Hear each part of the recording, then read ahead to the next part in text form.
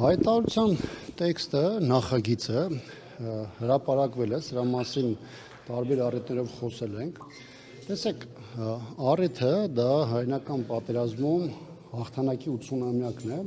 որը բավականին մեծ միջոցառումներով աշխարհի տարբեր հատվածներում նշվում է։ Յուրաքանչյուր երկիր իր մասնակցության չափով, համամասնությամբ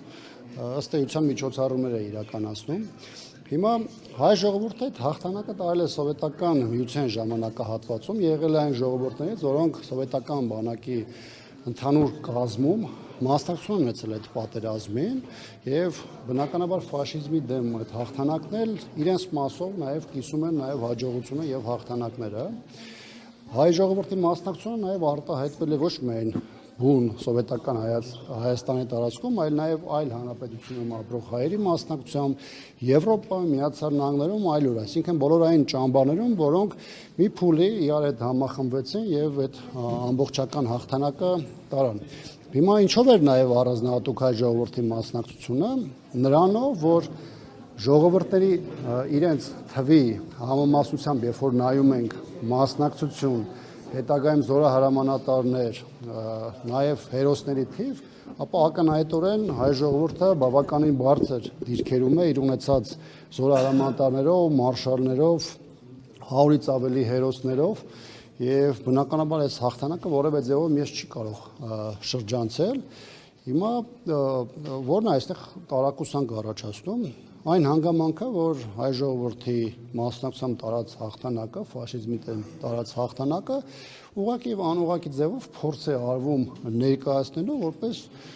պրո-ռուսական որևէ ինչ-որ նախագծի շրջանակներում, ներկայացնելով, որ սա արվում է ոչ թե հայ ժողովրդի մեծ ներդրումը ներկայացնելու, այլ ռուսական կողմին որոշակի ռևերանսներ անելու համատեքստում, ինչը նաեւ զարմանալի է այն տեսանկյունից, որ այդ միջոցառումները նաեւ իրենց մասնակցությունը Հայաստանի իշխանությունը բերել է իր քաղաքական ղեկավարի միջոցով, որտեղ Մոսկվայում տեղ ունեցած զորահանդեսին մասնակցություն ունեցել նաև իշխանությունը իր բարձրագույն մակարդակով, այսինքն երկակի բան է այստեղ ստացվում, չէ՞, այն միջոցառումներին, որին մասնակցում է իշխանությունը, դա զուտ իրավիճակային է կամ միջոցառման մասնակցություն է, որին մասնակցում է այլ ուժ, հատկապես եթե իրանք ներկայացնում են ընդդիմադիր դիրքորոշումներ, ապա նրա մասնակցություն ունի աշխարհաքաղաքական կամ ինչ-որ նախընտրական տրամաբանություն։ Սա այն դեպքում, երբ որ սա պատահական չէ, որովհետև մի երկու շաբաթ առաջ էլ հանրապետականը հաղթանակի 80-ամյակի շրջանակներում նաև Մոսկվայի միջոցառման էր մասնակցում,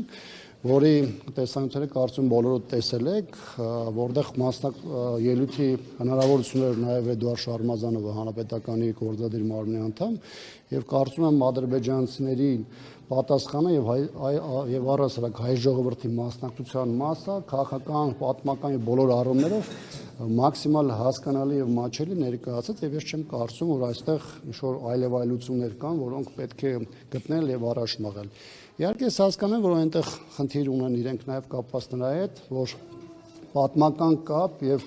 ինստիտուցիոնալ հիշողության հարց է դրվում, որովհետեւ տեքստում նշված է, որ հայերենական պատերազմի նաև ժառանգներն էին հետագայում, որ անկախության առաջին օրերին, ազգային ազատագրական պայքարի առաջին օրերին նաև Շուշի ազատագրմանն էին մասնակցում, որովհետեւ տարեգրությամբ այդ օրերը նաև համընկնում են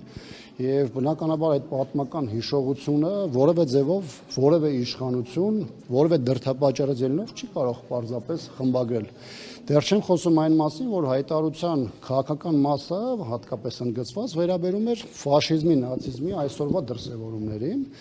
եւ այն, որ Արցախի նկատմամբ տեղի ունեցավ ագրեսիա, տեղի ունեցավ էթնիկ զտումների քաղաքականություն, դրանք այսօրվա նեոֆաշիստական դրսևորումներ են, որոնք որևէ ձևով որևէ պատասխանատվության չեն ենթարկվել։ Հիմա այս պարագայում վերցնել հայտարարությունը, ներկայացնել ամենատարբեր աշխարհաքաղաքական կամ առավել եւս նախընտրական տրամաբանությունների շրջանակներում որևէ ձևի բնականաբար հասկանալի չէր։ Նույնն է, որ հիմա ազգային ժողովի ցանկացած նախագիծ ասես որ դա ոչ թե բխում է երկրի այս պահին բնականon գործունեության առաջնահերթությունից, այլ բոլորը կրում են նախընտրական տրամաբանություն։ Ովքեր ծանոթ են տեքստին այդ հայտարարության, որը շրջանառվում է եւ այսօր նաեւ արտաքին հարաբերությունների հանձնաժողովում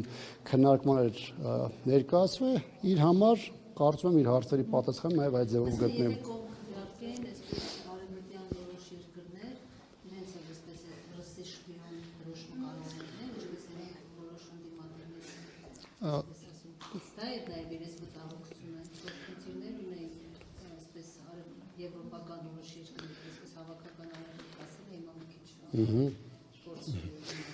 Թեև իրենք փորձում են սա ներկայացնել որպես Մոսկվայից եկած տրամադրությունների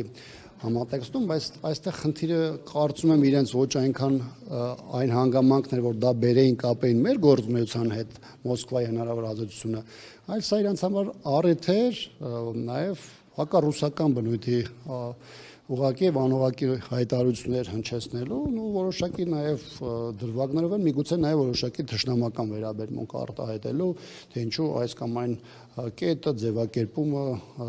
սովետական միության ժամանակահատվածում չեք ընդգրկել եւ այլն։ Իդեպ ես այնտեղ մի հատկանշական օրինակ էլ բերեցի, որին դուք ներկա եք, երբ որ կապ են փորձում, ո՞րն է կապը 45 թվականին տարած հաղթանակի եւ պայմանական 92 թվականն, այսինքն մեր ժողովուրդների պատմական հիշողությունը ինչով է ձևավորվում կամ ինչով է արտահայտվում, կամ կապը ես նույնիսկ տարա Սարդարապատի ճակատամարտ, որտեղ Հովհաննես Բաղրամյան դերևս երիտասարդ տարիքում մասնակցում էր Սարդարապատի ճակատամարտում, հետագայում արդեն գեներալի մարշալի կարգավիճակում երկրորդ աշխարհամարտի տարիներին մասնակցում էր հայերենական մեծ պատերազմի եւ այլն։ Այսինքն, երբ որ մենք որտեղ այդ կապը մեր պատմության մեր ավանդույթների, որոնք դրված են նաև այդ բանակի եւ հաղթանակների այդ կամքի վճռականության հիմքում, երբ որ մենք կորցնում ենք, մենք կորցնում ենք նաև որպես պետություն եւ որպես ժողովուրդ նաև մեր դիմադրողականությունը։ Իհարկե իշխող ուժի քաղաքականության հիմքում նաև դա է դրված խմբագրելու պատմությունը, ակնհայտ իրողությունները, որոնք ոչ ներսում, ոչ դրսում քննարկման չեն ենթարկվում, բայց մեկ էլ ինչ-որ պահին ստացվում է, որ դա իշխող ուժի համար դարձել է քննարկման առարկա։